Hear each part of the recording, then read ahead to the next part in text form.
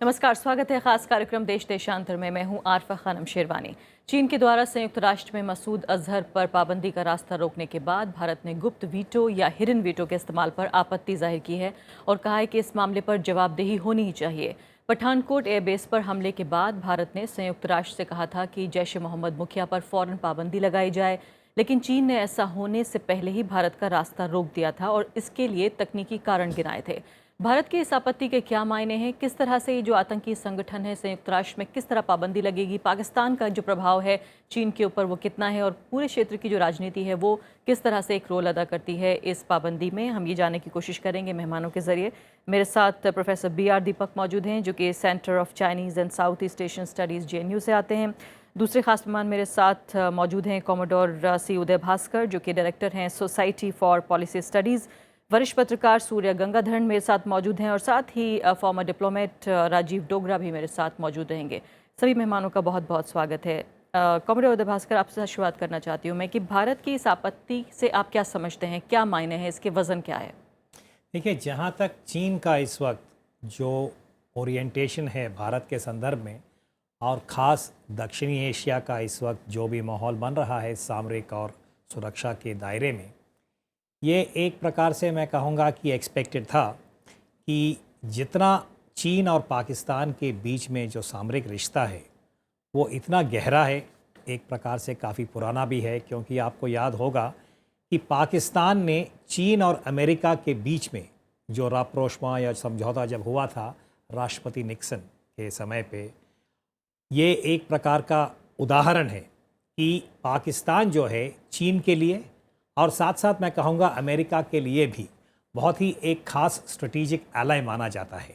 तो इस दायरे में ख़ास यूनाइटेड नेशंस में जब चाइना ने अपना जो आपने हिडन वीटो की बात की है टेररिज्म या अज़हर के संदर्भ में, इसमें आश्चर्य की बात नहीं है। तो भारत के लिए मैं कहूँगा कि चुनौती ये है कि जब पूरे विश्व में हम बार बार यही कहते हैं कि दहशतगर्दी एक ख़ास चुनौती है, जटिल चुनौती है, विश्व के दो खास शक्तिशाली देश अमेरिका तथा चीन अपने ही कारणों की वजह से ये पाकिस्तान को एक प्रकार का समर्थन भी देते हैं और अंतर्राष्ट्रीय मंच पे चाहे UN हो कहीं और उसको एक प्रकार की छूट भी देते हैं। मैं आपसे पूछना ये जा रही थी कि जब भारत ये कहता है कि इस तरह के हिडन वीटो को जो है हम बर्दाश्त नहीं करेंगे और हमें जवाबदेही चाहिए, इसके क्या मायने हैं? ये कहीं किन्हीं कानों तक ये बात जाएगी? देखिए, ये एक प्रकार का मैं कहूँगा कि पॉलिटिकल डिटर्मिनेशन है, यानी कि अगर भारत ने कहा है कि हम किसी प्रकार का एक्सप्लेनेशन या कुछ हम चाहते हैं बीजिंग से, क्योंकि अगले हफ्ते हमारे रक्षा मंत्री पारिकर साहब जा रहे हैं, उनके साथ हमारे राष्ट्रीय सुरक्षा सलाहकार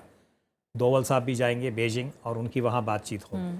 साथ साथ हमारी जो विदेश मंत्री हैं सुषमा स्वराज जी, उनका मुलाकात होगा रूस और चीन के विदेश मंत्रियों के साथ। तो मुझे लगता है कि मोदी सरकार जो है एक प्रकार का संकेत दे रहे हैं कि हम इसको इस प्रकार से यानी कि स्वीकार नहीं करेंगे और हम इस विषय को हाईएस्ट लेवल पे उठाएंगे। और आपको याद होगा जब शी जिनपिंग साहब यहाँ आए थे 2014 में, हालांकि उस वक्त काफ़ी तनाव भरा माहौल था जब चीन के फौज भारत के ऊपर वो हमारे अंदर एक प्रकार का इंग्रेशन हुआ था, उस वक्त भी मोदी साहब ने इस मुद्दे को उठाया था और एक प्रकार की धारणा थी कि हाईएस्ट लेवल पे भारत ने अपने जो भी चिंताएं हैं हमने व्यक्त किया। तो इसको मैं एक पॉलिटिकल सिग्नल जैसे देखता हूं कि बीजिंग के यात्रा से पहले ये बात कहना जरूरी थी।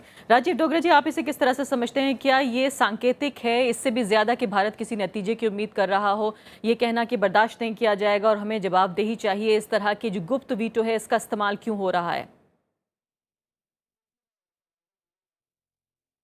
देखिए, मैं कमांडर उदय भास्कर से सहमत हूं कि इसमें आश्चर्य नहीं होना चाहिए, पर उसके साथ मैं ये भी जोड़ूंगा कि आश्चर्य वाकई नहीं होना चाहिए क्योंकि ये तो एक्सपेक्टेड था। पर अफसोस ज़रूर है कि चीन अपने आप को एक ग्लोबल पावर अब मानता है और अमेरिका के समान मानता है। तो अगर ग्लोबल पावर है तो ग्लोबल रिस्पॉन्सिबिलिटी भी है, और ग्लोबल रिस्पॉन्सिबिलिटी आज के युग में और आज के हालात में टेरर को एक स्पेशल रिस्पॉन्सिबिलिटी के ज़रिए से देखना चाहिए, जो इस केस में और कई और उदाहरणों में भी चीन ने यह नीति अपनाई है कि हमारे ऊपर अगर कुछ होगा तो हम पाकिस्तान की ऐसी की तैसी कर देंगे, पर इंडिया के ऊपर हो रहा है या और कहीं हो रहा है तो हमें इतना फर्क नहीं पड़ता, तो हम क्यों दखल अंदाजी करें। और जहाँ तक इंडिया का सवाल है, अगर पाकिस्तान को किसी तरह से क्षति पहुंचती है तो हम पाकिस्तान की मदद करेंगे, जैसे उन्होंने मसूद अजहर के केस में किया। अमेरिका का डिफरेंशिएटेड एटीट्यूड रहा है हमेशा, और उन्होंने एटलीस्ट कोऑपरेशन भी की है, चाहे वो हेडली का मामला हो या कुछ इंफॉर्मेशन एक्सचेंज हो।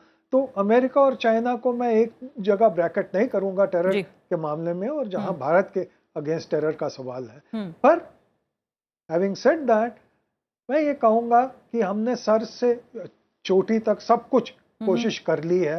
प्रधानमंत्री ने भी बात कर दी, फॉरेन सेक्रेटरी ने भी कहा हमने हाईएस्ट लेवल पे ले लिया है, पर मुझे कोई उम्मीद नहीं है कि चाइना टस से मस होगा। चाइना पाकिस्तान की मदद करेगा, और चाइना ग्लोबल रिस्पॉन्सिबिलिटी एक तरफ करेगा और इसमें डबल स्टैंडर्ड अपनाता लेकिन रहेगा। राजीव डोगरा जी, इससे पहले भी ज़कीर रहमान लखवी का मामला भी हमने देखा था, उसके बाद सैयद सलाउद्दीन का मामला भी हमने देखा था हिजबुल मुजाहिदीन के।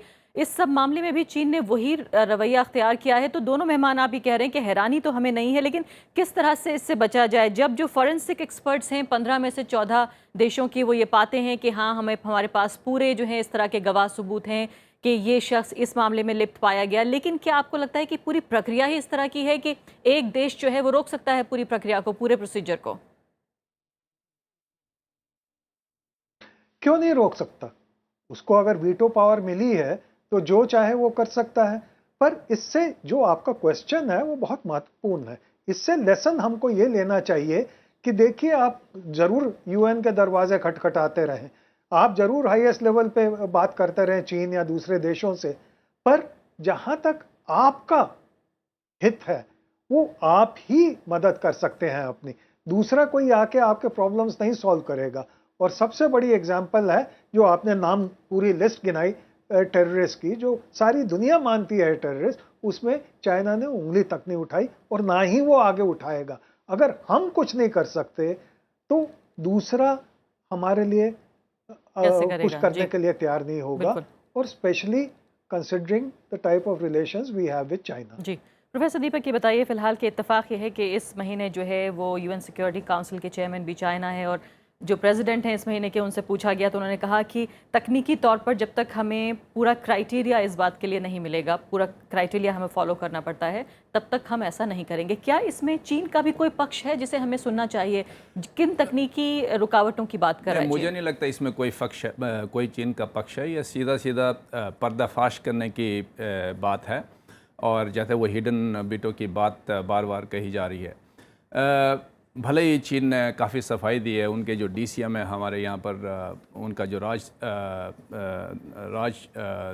निवास है इधर, राजदूत हैं उनके आजकल, तो उन्होंने कहा कि हम पाकिस्तान का साथ नहीं दे सकते, हम भारत का साथ नहीं दे सकते, हम वीटो नहीं कर सकते, इसीलिए हमने जो टेक्निकल हॉल्ट है वो लगाया है। लेकिन ये तो सिर्फ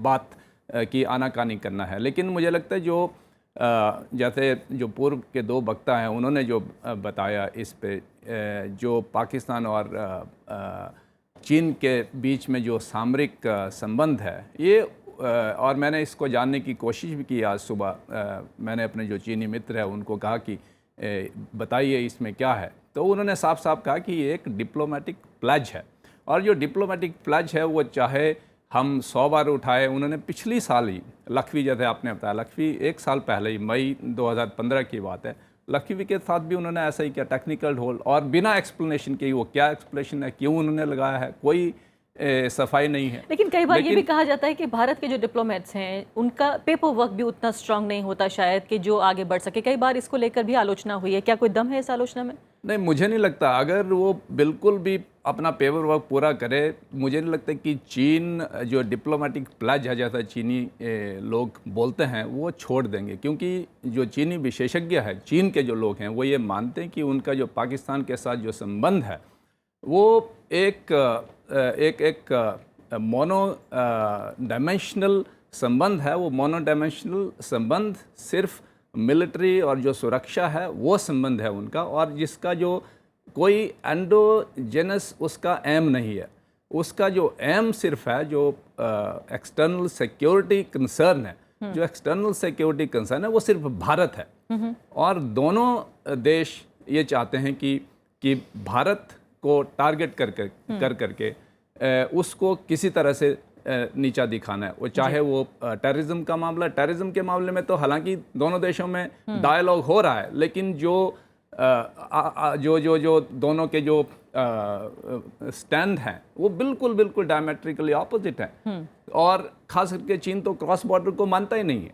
हमारे दक्षिण जो एशिया का सवाल है जी। और भले ही पाकिस्तान में वहाँ के जो शिनचांग के जो उइगर वो जो सो कॉल्ड आतंकवादी लोग हैं, चाहे वो एटिम के लोग हैं, चाहे वो ETLO के लोग हैं, वो पाकिस्तान में मारे भी गए हैं। 2003 में उनका एक कमांडर वहाँ पर मारा गया, तो वहाँ से वो कर रहे हैं। लेकिन इसके बावजूद भी जब भारत का मामला आता है तो इतने मजबूत हैं, वो एक दूसरे साथ आ जाते हैं। और लेकिन मुझे लगता है कि इसमें एक सबसे बड़ी बात ये होगी कि भारत को लगे रहना चाहिए इसमें, क्योंकि उसको एक्सपोज करते रहना चाहिए चीन को, क्योंकि चीन जब विश्व जिम्मेदारी नहीं ले सकता है तो, और खास करके जब टेररिज्म का मामला है तो उसमें वो बड़े पैमाने पर दुनिया की नज़रों में थोड़ा गिर जाता है। दुनिया की नज़रों में गिरेगा और शायद ये भारत को करना चाहिए। सूर्या गंगाधरन, क्या ये रणनीति ठीक है कि जब चीन एक ग्लोबल लीडर बनने की फिराक में है, वो बनना चाहता है, ऐसे में कहीं ना कहीं एक्सपोज करके, पर्दाफाश करके चीन का कि देखिए आतंकवाद पे किस तरह से दोहरा रवैया है। और आतंकवाद के बारे में हम इस दौर में बात कर रहे हैं जहां पूरा यूरोप भी थर्राया हुआ है आतंकवाद के मुद्दे पर,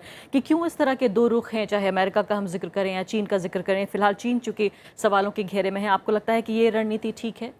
देखिए, बात है, दिस इज़ पॉलिटिक्स। जो हो रहा है it is balance of power. अगर एशिया में देखें किसी एक देश जो चीन का मुकाबला कर सकता है, that is India.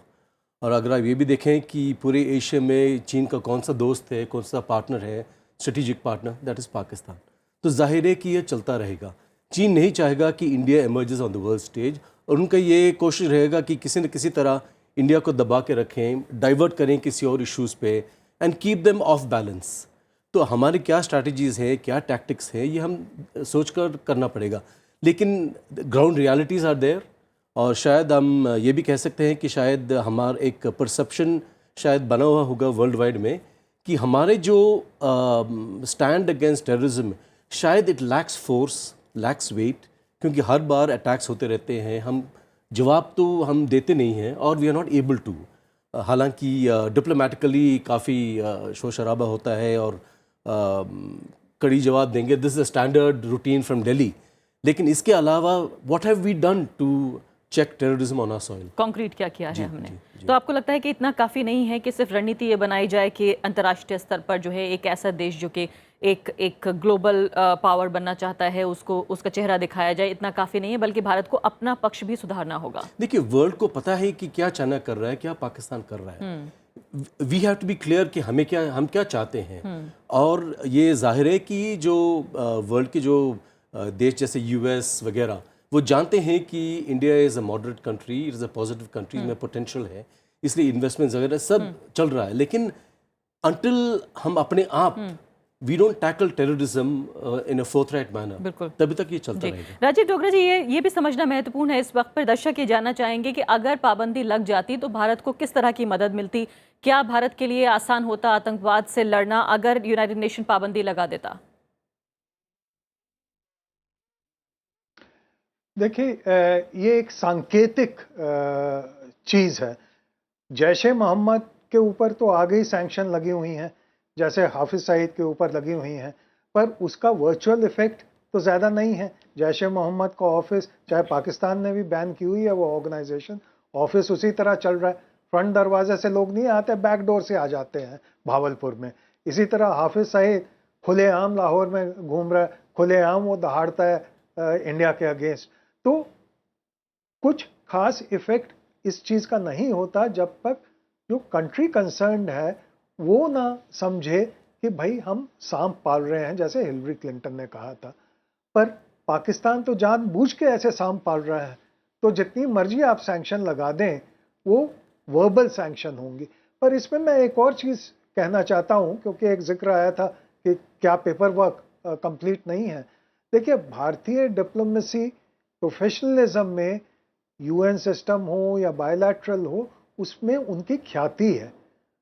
Paper work आप जितना मर्जी कंप्लीट कर लें, पर जब तक आपकी विल नहीं है दूसरे देश की, तो पेपर से कुछ होगा नहीं।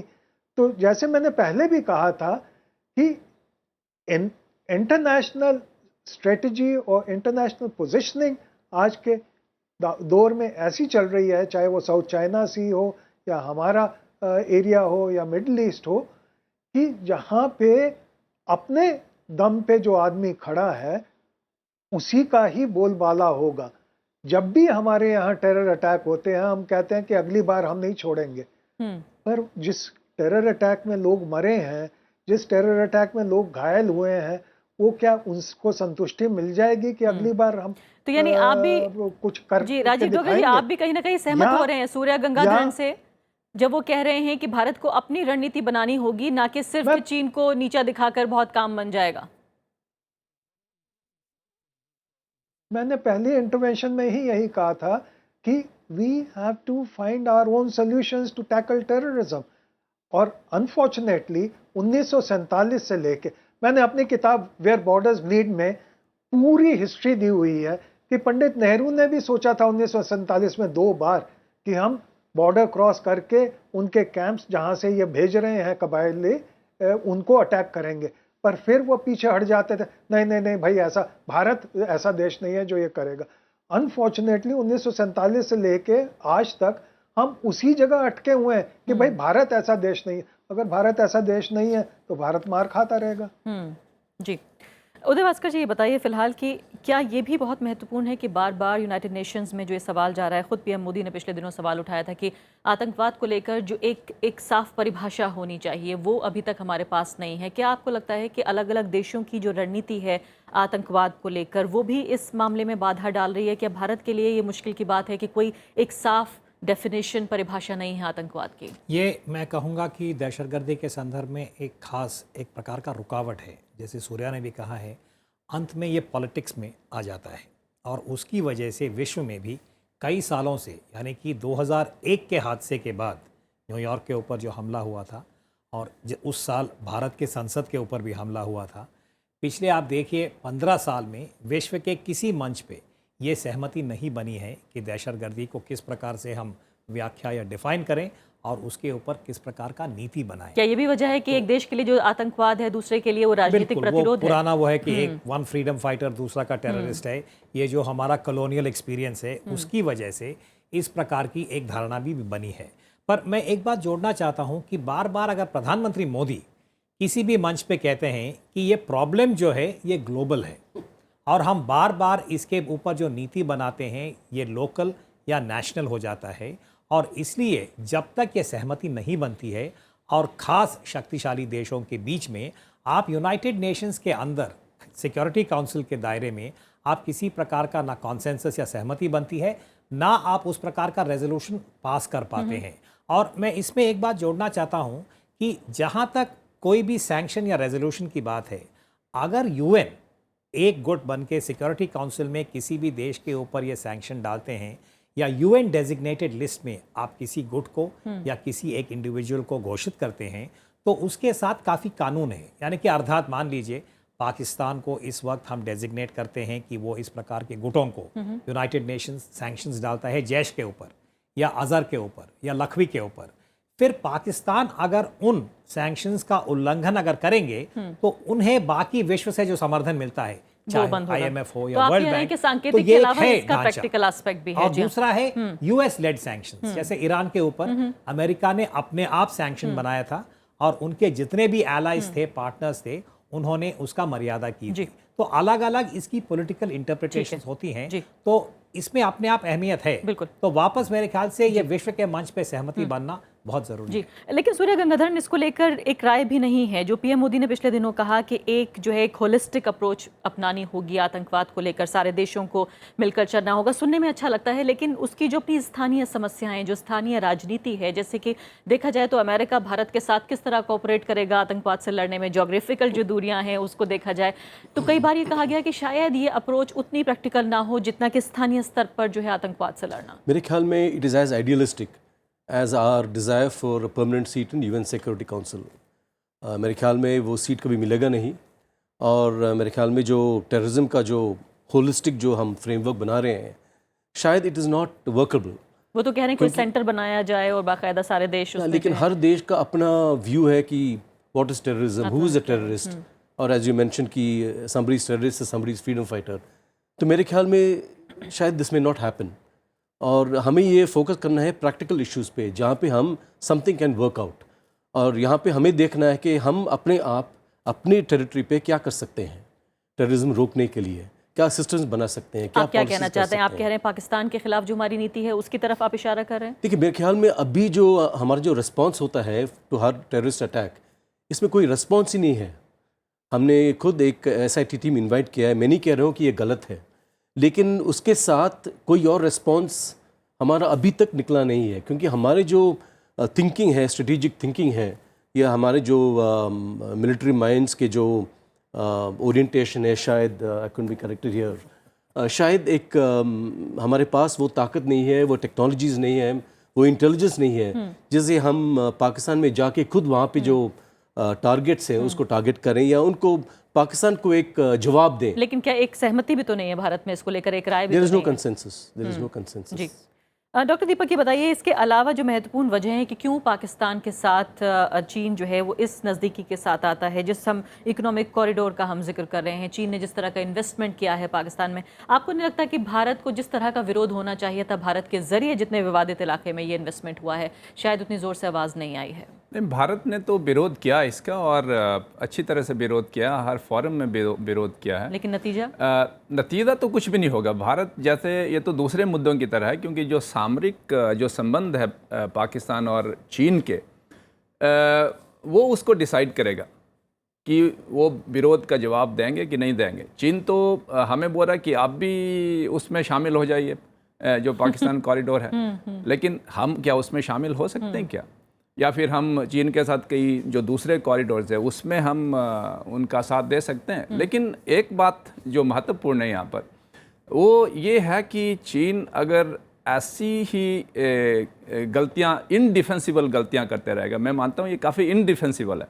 चीन के अंदर भी बहुत सारे लोग, क्योंकि चीन में तो ये खबरें छपती नहीं हैं, और अगर वो छपती भी हैं वो सिर्फ भारत की जो भारत के न्यूज़पेपर है या टेलीविज़न चैनल है उसमें जो दिखाते हैं कि वो है। तो मुझे लगता है कि चीन धीरे धीरे जैसे ही हमारे जो दो तरफ़ा व्यापारिक संबंध आगे बढ़ेंगे तो उसमें उसको चोट लगेगी, उसको चीन को। लेकिन अभी इस स्थिति में जो चीन की इन्वेस्टमेंट है भारत में, या फिर जो दो तरफ़ा जो व्यापार है, उस स्थिति में नहीं है कि चीन को चोट पहुंच सके। अगर चीन को चोट पहुंचती है तब वो ज़रूर इन बातों से थोड़ा दूर हटेगा। यानी आप ये कह रहे हैं कि जिस तरह हम ये कह रहे हैं कि अंतर्राष्ट्रीय स्तर पर पर्दाफाश करने के अलावा आर्थिक तौर पर भी हमें कहीं ना कहीं चीन को वहाँ चोट पहुंचानी चाहिए जहाँ वो सबसे ज़्यादा उसको दर्द होता है। क्या भारत पहुंचानी चाहिए, लेकिन अब हम इस समय हम उस स्थिति में नहीं है। अगर हम दो तरफा व्यापार देखेंगे तो जो बैलेंस ऑफ ट्रेड है वो सारा उनकी फेवर में है, सारा का सारा उनकी फेवर है। 50 बिलियन डॉलर उनके फेवर में, और हमारे, लेकिन ये हो सकता है क्योंकि चीन के जो one belt one road initiative है अभी, वो काफ़ी इन्वेस्टमेंट ओवर कैपेसिटी है वहाँ पर, उनके पास कैपिटल है और थोड़ी सी टेक्नोलॉजी आ गई है, वो निवेश करना चाहते हैं हमारे देश में, और होल्ड लगी है। काफ़ी सारे बिजनेसमैन, यहाँ तक रियल एस्टेट कंपनी भी आने की सोच रहे हैं। लेकिन जब ये माहौल बन जाएगा तो मुझे लगता है कि कुछ आने वाले समय में हम वहां पर पहुंच जाएंगे और हम उनको चोट कर सकते हैं। लास्ट कमेंट जी। आरफा जी, मैं एक चीज़ जोड़ना चाहता हूं। दीपक साहब ने जो कहा है कि चीन जो है वो कम्युनिस्ट अथॉरिटेरियन देश है और वहां पे इस प्रकार के जो खबरें हैं छपती नहीं हैं, क्योंकि चीन जो है संवाद को बहुत कंट्रोल करता है, इतना कि वो फेसबुक को भी डिलीट कर देते हैं या अपनी इंटरनेट को भी कंट्रोल करते हैं। शायद भारत के पास एक प्रकार का विकल्प है कि ये जो डिस्कोर्स है, ये जो पूरा नैरेटिव है चीन पाकिस्तान के बीच में भागीदारी जो अभी हम बात कर रहे हैं, मैंने कई बार कहा है और आपके माध्यम से मैं दोबारा ये कह रहा हूँ कि हमें विश्व में इसको एक प्रकार से खुलासा करना चाहिए कि पिछले 25 साल से, मई 1990 जबकि चीन ने पाकिस्तान को महाविनाशक हथियारों का समर्थन दिया था, तब से लेके आज तक किस प्रकार से चीन के समर्थन से पाकिस्तान ने दहशतगर्दी को बढ़ोतरी दिया है, इसका खुलासा होना चाहिए। एक वाइट पेपर होना चाहिए, एक टेलीविज़न प्रोग्राम होना चाहिए, एक यूट्यूब क्लिप होना चाहिए, और इसका शायद दीपक साहब जैसे लोगों के समर्थन के साथ इसे चीन में हमको विश्व में खुलासा करना चाहिए, so that we control the global story, not control, ताकि हम उसको शेप कर सकें। कि चीन, जैसे बार बार हम सब लोग कह रहे हैं, एक तरफ वो कहता है कि वो ग्लोबल पावर है, पर साथ साथ उनके जो हरकत हैं वो बिल्कुल यानी कि ग्लोबल पावर के खिलाफ है, इररिस्पॉन्सिबल और संकीर्ण जो है उनके हितों के लिए काम कर रहे हैं। प्रोएक्टिव कुछ करना चाहिए ताकि खुलासा हो जाए और ये पर्दा जी सूर्य, आखिरी बात जी। एक छोटी सी बात है कि China is a spoiler in the world system just like Pakistan, so they will keep doing this. उनकी इंटरेस्ट में है कि they keep destabilising, you no.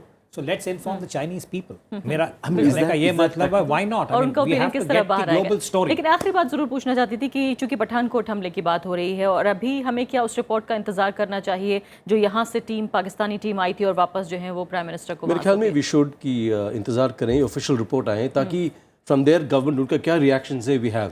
अभी तक जो मीडिया रिपोर्ट्स आए वो तो खतरनाक है। या आई मीन अभी तक जो मीडिया रिपोर्ट्स आए हैं, I don't think we can go by that. We must wait for the report. चलिए, तो फिलहाल जो पुरानी कहानी थी फिर से एक बार दोहराई है, फिर से जो है चीन ने रास्ता रोका है, भारत ने नाराजगी जाहिर की है। शायद एक पूरे तरीके से नीतिगत जो है वो बदलाव की ज़रूरत फिलहाल मेहमान यहाँ बता रहे हैं। इसी के साथ अभी के लिए इतना ही। सभी मेहमानों का शुक्रिया। नमस्कार।